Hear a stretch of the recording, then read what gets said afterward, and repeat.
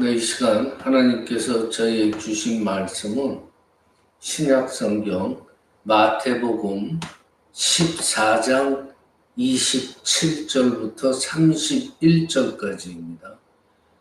신약성경 24페이지입니다. 마태복음 14장 27절로 31절까지입니다. 뜻을 잘 생각하시면서 한 목소리로 함께 봉독하십니다.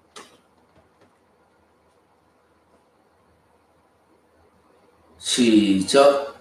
예수께서 즉시 이르시되 안심하라, 나니 두려워하지 말라.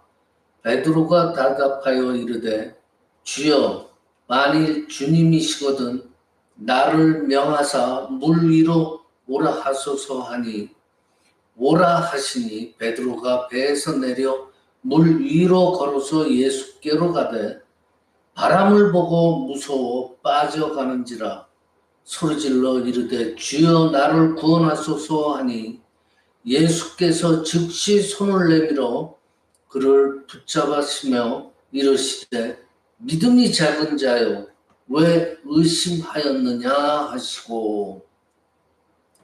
아멘. 네, 여러분들 우리는 인생을 흔히들 뭐라 그래요? 바다라고 그러죠. 바다를 항해하는 배, 거기에 비유하곤 합니다. 이게 잔잔할 때도 있죠. 그리고 평화로운 날이 있는가 하면은 이 배가 바다를 항해할 때 예고 없이 그냥 거친 폭풍우가 불어가지고 배가 뒤집힐 것 같은 그런 위기를 자주 맞이하기도 하죠. 오늘 본문은 우리가 너무나 잘 아는 밤사이에 갈릴리 바다 한가운데 풍랑을 만나서 사투를 벌이던 제자들과 또 그들을 찾아오신 예수님의 이야기예요. 성경을 보면요, 제자들은 이미 지칠 대로 지쳐 있었어요. 밤, 그러니까 새벽 3시나 6시 그 사이쯤 될 거예요. 그 밤에 짙은 어둠 속에서 거센 바람, 파도, 여기에 맞서가지고 노를 짓느라 온 힘이 빠진 상태였어요. 자, 바로 그때 예수님께서 물 위를 걸어서 제자들에게 다가오는 거예요. 제자들은 뭔 줄 알았어요? 유령인 줄 알았다고 그래요. 소스라치게 놀라는 제자들을 향해서 주님은 단호하고도 따뜻하게 말씀하세요. 뭐라 그래요? 안심하라. 나다. 두려워하지 마라. 이 음성을 들은 베드로가 정말 위대한 믿음의 도전을 합니다. 그렇죠? 주여, 만일 주님이시거든 나를 명하사 물 위로 오라 하소서. 그리고 주님의 오라 하시는 말씀에, 그 말씀에 의지하여서 배에서 내려서 실제로 물 위를 걷기 시작하는 거예요. 정말 인류 역사상 그 누구도 해보지 못한 정말 경이로운 기적의 발걸음이에요. 그런데 짧은 그 순간 다음에 어떻게 돼요? 베드로가 그냥 물속으로 푹 빠져들어가고 말아요. 방금 전까지 물 위를 당당하게 걷던 베드로가 왜 갑자기 물속으로 가라앉을까? 성경은요, 그 이유를 아주 정확하게 집어내고 있습니다. 본문 30절을 보세요. 바람을 보고 무서워 빠져가는지라 그래요.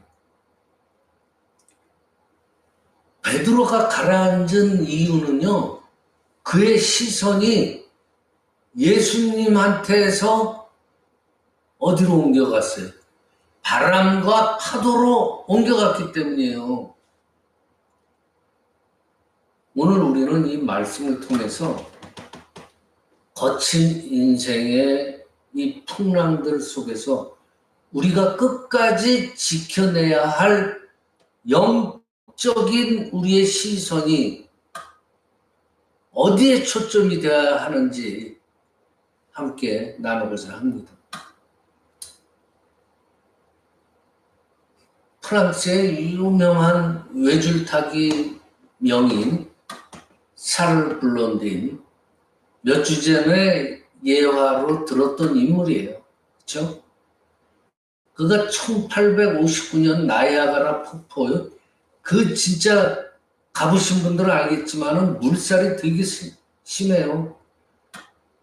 그냥 그러고 막 진짜 바다로 치면은 풍랑이 있는 것 같고, 그 물줄기의 파편들이 막 이 상공을 막 떠다니고 그래요. 근데 그 폭포의 상공에 가느다란 밧줄 하나를 메고 정말 아무런 안전장치도 없어요. 그 위를 걸어서 건너는 세계 최초의 기록을 세운 사람이에요, 그 사람. 그 높은 곳에서 아래를 내려다보면요, 정말 거대한 폭포수가 굉음을 내면서 떨어지고 있어요. 물보라가요, 사방으로 막 치고. 근데 그 샤를 블론딘이 어떻게 균형을 잃지 않고 끝까지 건널 수 있었을까? 수많은 기자들이 그한테 성공의 비결을 물어요. 그러자 블론딘은 이렇게 대답합니다. 여러분, 비결은 간단합니다. 저는 아래에서 내 밧줄 아래에서 소용돌이 치는 그 폭포수나 아니면 나를 흔드는 바람, 이런 걸 절대 보지 않고 신경도 안 씁니다. 오직 반대편 목적지에 세워진 그 하얀 깃발 하나만 눈을 떼지 않고 바라봅니다. 제 시선이 흔들리면요, 중심도 흔들리고 중심이 흔들리면은 저는 떨어지기 때문입니다. 라고 대답을 해요. 블론딘이 아래 폭포수를 보는 순간 두려움이 오는 걸 알아요. 그리고 균형을 잃었을 겁니다. 폭포를 보는 순간. 그렇지만은 목적지 하얀 깃발만 보고 걸었기 때문에 두려움이 없던 거예요. 균형을 잃지 않았던 거예요. 베드로의 영적 상태가 바로 이와 같은 거예요. 본문에 보면은 주님의 말을, 오라 하는 말을 듣고 주님의 얼굴을 바라볼 때는요, 파도를 딛고 일어섰어요, 무리에서. 근데 베드로 자신을 막 흔들고 있는 주변의 환경, 거센 파도, 바람을 바라보는 순간 뭐가 임했다면서? 두려움이 임했어요. 그 두려움은 곧바로 베드로의 몸을 물속으로 끌어내렸어요. 자, 바람을 볼 것인가, 주님을 볼 것인가? 우리들한테 불어오는 이 현실의 바람은요, 아주 강력하죠. 베드로가 처했던 상황처럼 우리 삶에도 건강의 바람, 경제적인 결핍의 바람, 미래에 대한 불안의 바람, 이런 것들이 끊임없이 불어옵니다. 이 바람, 그 바람들은요, 상상이 아니잖아요. 엄연한 현실적인 바람이에요. 그러나 기억해야 할 것은 현실의 바람만을 묵상하면요, 이 세상의 바람을 묵상하면 묵상할수록 우리 영혼은 어떻게 돼요? 자꾸만 두려움이라는 질병이 찾아오는 거예요. 고민하면 어떻게 돼요? 병이 생기는 거예요. 베드로가요, 주변 환경의 바람들을 보기 전까지는요, 걸었다고 그랬어요. 그때 파도가 일지 않았다고요? 여전히 바람은 불고 있었고 파도는 높았어요. 즉 바뀐 것은 환경이 아니라 베드로의 시선이었던 거예요. 주님의 말씀에 집중할 때는 환경을 지배하는 믿음이 역사했어요. 근데 환경의 문제를 딱 바라보기 시작하자마자 그 환경에 지배당하는 무력한 존재가 되어버린 거예요. 여러분들, 우리의 신앙생활도 마찬가지예요. 문제가 생겼을 때 그 문제 자체를 그냥 꼼꼼히 생각하고 묵상하면요, 문제는 어떻게 돼요? 내 마음속에서 그냥 태산처럼 커져버려요. 그 대신 반대로 문제는 커지고 하나님은 작아지는 거예요. 반대로요, 그 문제들보다 더 크신 하나님을 바라보고 하나님만을 묵상하면은 이 문제라는 건요, 주님의 발 아래 밟히는 작은 실가락 같은 파도에 불과하게 됩니다. 히브리서 기자는요, 히브리서 12장 2절에 우리에게 이렇게 권해요. 믿음의 주요 또 온전케 하시는 이인 예수를 바라보자 그래요. 여러분들, 어느 박물관에서요, 평화와 안식, 평강과 안식이라는 주제로 그림들을, 공모전을 열어가지고 경연대회를 한 거예요. 그림 공모전을 열은 거예요. 많은 유명한 화가들이 지원을 했어요. 그림을 그려가지고. 근데 대부분 보면은요, 잔잔한 호숫가,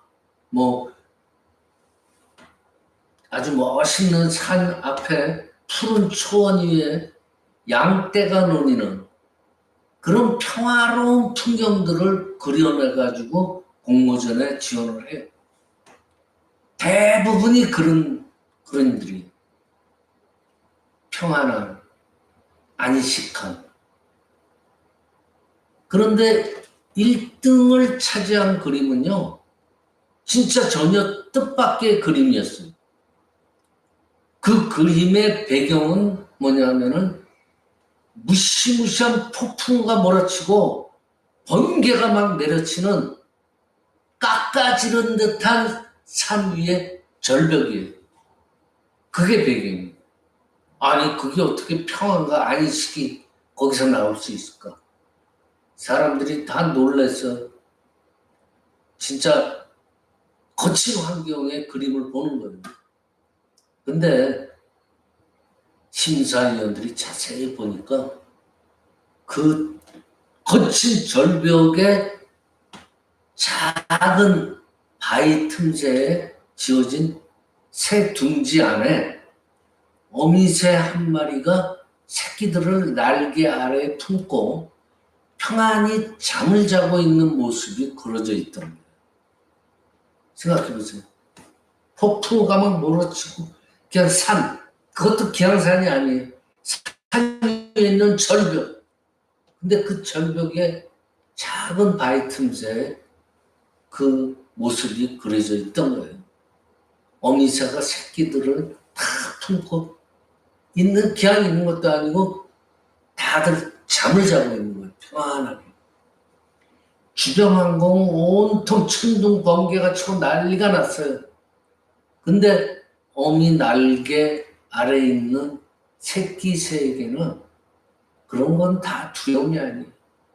어떤 두려움도 없었던 거예요. 자, 이것이 바로 주님이 주시는 참된 안식이에요. 주님께 시선을 고정한 자가 누리는 평강이에요. 환경이 고요해서 평안한 것이 아니에요. 폭풍 가운데서도 나를 품으시는 주님을 바라보기 때문에 평강을 느낄 수 있는 거란 말이에요. 안식을 느낄 수 있는 거란 말이에요. 베드로가 두려움에 빠져가지고 뭐라고 그래요? 주여, 나 좀 구원해 주세요라고 외쳤을 때 예수님은 어떻게 하셨어요? 31절 보면은요, 예수께서 즉시 손을 내밀어 그를 붙잡으시고 그랬어요. 즉시. 주님께서는요, 베드로가 완전히 물에 빠져가지고 낙심할 때까지 기다리지 않으셨어요. 예수님 구해주세요. 그때 즉시 손을 내밀었어요. 그를 건져서 올리셨어요. 그리고 배에 함께 오르시니까 바람이 그쳤습니다. 주님께서는요, 오늘날 정말 전 세계 방방 곳곳에서 각자의 삶의 자리에서 폭풍과 싸우면서 가라앉고 있는 여러분을 향해서도 동일하게 말씀하시는 거예요. 여러분들한테 이렇게 말씀하시는 거예요, 지금. 안심하라. 나다. 두려워하지 마라. 주님께서는 지금도 그렇게 외치고 계시는 거예요. 여러분, 현실의 그 거친 바람들에서 눈을 들으세요. 지금 그게 문제가 아니에요. 지금도 여러분을 향해서 손을 내밀고 계시는 주님의 얼굴을 바라보세요. 의심을 거두세요. 주님의 그 전능하신 손을 붙잡으세요. 우리의 시선이 주님께 고정될 때 풍랑은 잔잔해지는 거예요. 우리는 다시금 믿음 위로 우뚝 서고 세상을 이기게 될 겁니다. 말씀 마칩니다. 앞으로 한 주간의 이 삶 속에서도요, 환경에 요동치지 마세요. 오직 주님만 바라보세요. 주님만 바라보고 풍랑 위를, 바다 위를 걸어가는 승리의 주인공들이 되시기를 주님의 이름으로 간절히 축원합니다. 기도드립니다. 아버지 하나님, 감사합니다. 풍랑이 있는 바다 위에서도 난이 두려워하지 말라 말씀하시며 제자들을 찾아오셨던 주님, 오늘 전해주신 말씀을 통해 우리의 흐려졌던 영적 시선을 다시금 주님께 고정하게 하심을 감사드리옵나이다. 세상의 거센 바람과 파도만을 바라보며 두려워하고 낙심했던 우리의 믿음 없는 모습들을 용서하여 주시옵소서.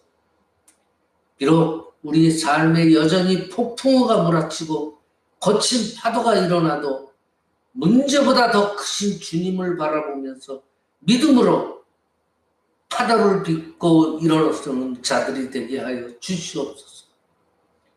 물에 빠져가는 베드로를 즉시 건지셨던 그 능력의 손길로 오늘 예배드리는 모든 성도들의 삶의 자리를 붙들어 주시고 건져 주시옵소서.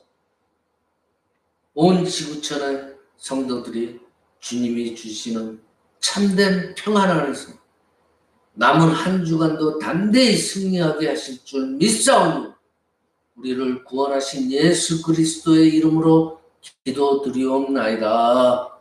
아멘.